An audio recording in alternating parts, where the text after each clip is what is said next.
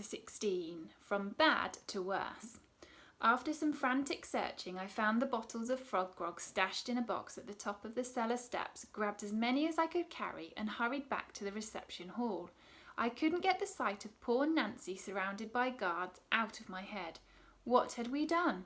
Letting a tiny pumpkin-sized maniac into the hotel. With any luck, his bubble bath in the fountain would have cheered Grogber up, and he'd be quietly relaxing instead of barking crazy orders at everyone.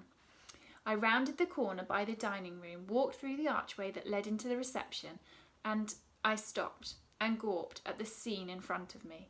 How had this happened? I'd only been gone 15 minutes. The reception hall was in total chaos. Everywhere I looked, barrow goblins were clattering about, upturning furniture and smashing vases. Dad was standing near a group of lounging goblin wives wearing rags just like the other goblin servants. He was holding a fan made from an old broom handle and some sheets of newspaper. "Waft us, slave," they snapped at him with sour expressions. Dad flapped the fan back and forth with a look of complete disbelief on his face. "Grah!" Hoggett howled as he scampered past with the royal shouter riding on his back. My poor little dragon bucked this way and that to shake the rotten old turnip off, but the royal shouter was gripping onto his ears and stayed put. The dust pooks were rattling across the floor with silver trays of snacks balanced on their heads, and "Mum!" I gasped, nearly dropping the bottles of frog grog.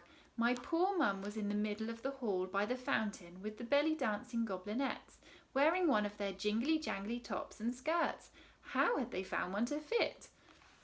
She looked at me in horror as she tried to copy the dance steps of the other goblin ladies. Mum really took customer service and pleasing guests far too seriously sometimes.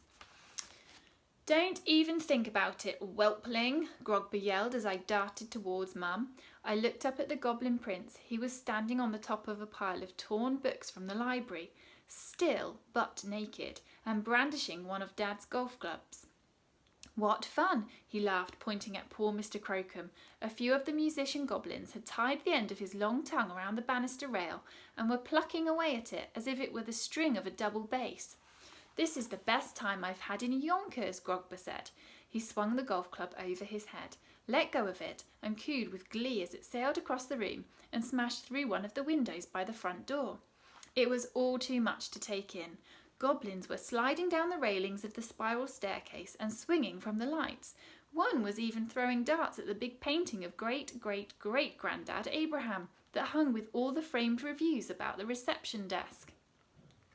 If they kept this up for much longer, there wouldn't be a hotel left.